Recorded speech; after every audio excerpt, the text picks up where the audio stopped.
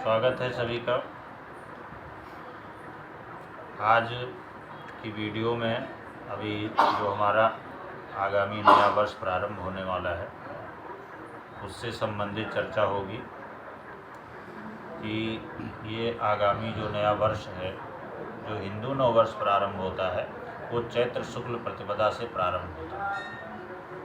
इस बार अंग्रेजी तारीख के अनुसार, अंग्रेजी दिनांक के अनुसार 9 अप्रैल 2024 से इस वर्ष का प्रारंभ हो रहा है।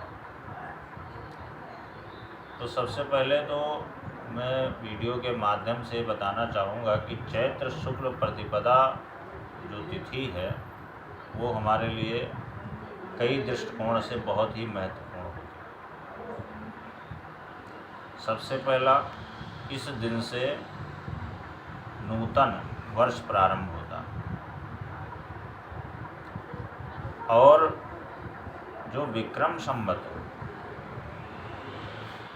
जिस विक्रम संवत की स्थापना विक्रमादित्य ने की थी, उस विक्रम संवत का प्रारंभ भी इसी दिन से होता है। इसीलिए इसे हिंदी मतानुसार नया वर्ष कहा गया है, क्योंकि इसी दिन से विक्रम संवत्सर बदलता है।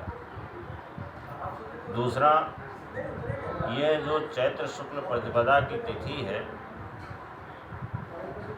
तो इसी दिन से हमारी सृष्टि का जो प्रारंभ हुआ है चैत्र शुक्ल प्रतिपदा से ही प्रारंभ हुआ।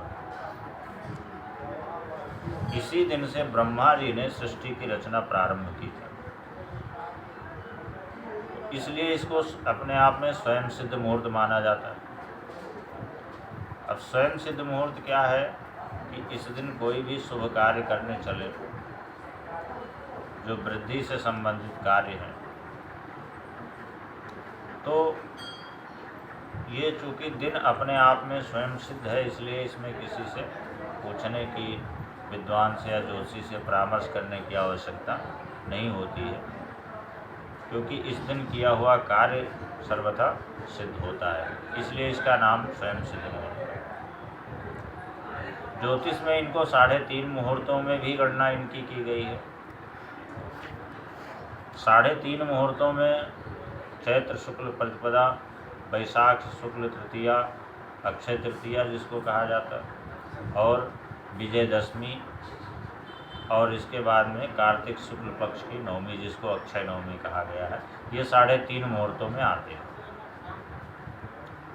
वैसे आज के कई सारे विद्वान और भी कई पर्वों को, कई तिथियों को स्वयं सिद्ध मुहूर्त मानते हैं, जैसे बसंत पंचमी को मानते हैं या दीपावली को भी मान लेते हैं। लेकिन जो प्रामाणिक तौर पर है, 3.5 मुहूर्तों में जिनकी गणना की गई है, वो चैत्र शुक्ल प्रतिपदा, वैशाख शुक्ल तृतीया, विजयदशमी, आश्विन शुक्ल दशमी और कार्तिक शुक्ल नवमी, अक्षय नवमी। तो सबसे पहला तो ये हुआ कि इस दिन से हमारा विक्रम संवत प्रारंभ होता है, और दूसरा, इसी दिन से सृष्टि का प्रारंभ हुआ, इसलिए ये दिन अपने आप में बहुत ही सिद्ध है। तीसरी जो बात है, इसको युगादि तिथि भी कहा गया है, क्योंकि सतयुग का प्रारंभ इसी दिन से हुआ, तो इसलिए इसको युगादि तिथि भी कहा गया।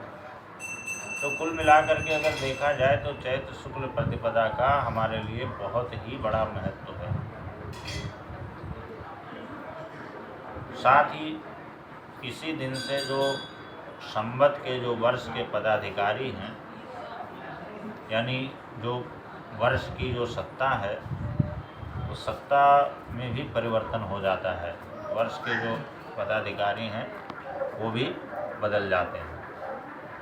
तो मैं ये बताना चाहूँगा कि इस बार वर्ष का जो राजा है वो मंगल है, जो मुख्य पद होता है, जो राजा है वो मंगल है, और जो मंत्री है, जो दूसरा महत्वपूर्ण पद है, मंत्री का पद है, वो शनि के पास में है। और इस संवत का जो नाम होगा वो नाम होगा कालयुक्त नामक संवत्सर 2081। संख्या जो होगी वो 2081 और संवत का जो नाम होगा वो होगा कालयुक्त नामक संवत्सर।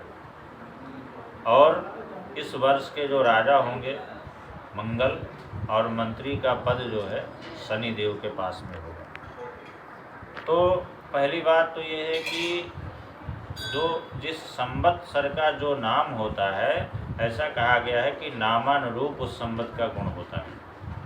और दूसरी बात उसके बाद में कि ये देखना होता है कि वर्ष का राजा कौन है, मंत्री का पद किसके पास में है। तो कुल मिलाकर के ये साल आम लोगों के लिए कैसा रहेगा, हमारे देश के लिए कैसा रहेगा, विदेश के लिए कैसा रहेगा, क्या क्या स्थितियां होंगी। तो चूँकि मंत्री राजा का पद मंगल के पास है और मंत्री का पद जो है शनि देव के पास में है, तो कुछ जो है प्राकृतिक आपदाएं, अग्निकांड, राजनीति में उथल पुथल, कहीं कहीं पर सूखे की स्थिति भी होगी, कहीं कहीं पर अतिवृष्टि भी होगी, जहां बाढ़ का प्रकोप हो जाएगा। इसके अलावा मंगल राजा है तो युवाओं का वर्चस्व होगा,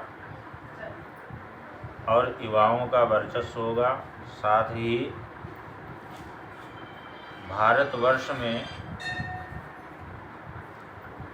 कुछ बीमारी का भी प्रकोप होगा। राजनीतिक उथल पुथल तो होगी ही, साथ में कुछ बीमारी का भी प्रकोप चलेगा। और संवत्सर का जो वाहन है वो नौका है। कई लोग नौका बता रहे हैं, कई विद्वानों के अनुसार सब वाहन है, बैल वाहन है। तो इसके अनुसार अगर देखा जाए तो कहीं कहीं पर जल प्लावन की स्थिति हो सकती है, और कहीं पर बाढ़ की स्थितियां पैदा होंगी। तो कुल मिलाकर के ये वर्ष जो है थोड़ा सा कठिन होगा, चुनौतियां बहुत होंगी, भारत का मान सम्मान होगा, और राजनीतिक टकराव अधिक होगा। क्योंकि मंगल वर्ष का राजा है और शनि मंत्री है। तो इस बार नए वर्ष का जो प्रारंभ, नए संवत का प्रारंभ है, 9 अप्रैल दिन मंगलवार से हो रहा है। राजा मंगल हैं, मंत्री शनि हैं, इनका फल मैंने आपको बता दिया।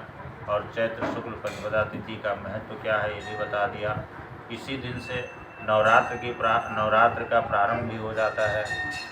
नवरात्र हमारे यहाँ 4 होते हैं, जिसमें 2 गुप्त नवरात्र हैं, 2 प्रकट नवरात्र हैं। तो जो 2 प्रकट नवरात्र हैं उनमें चैत्र शुक्ल प्रतिपदा वासंतिक नवरात्र में चैत्र शुक्ल प्रतिपदा से प्रारंभ होता है और रामनवमी पर्यंत होता है।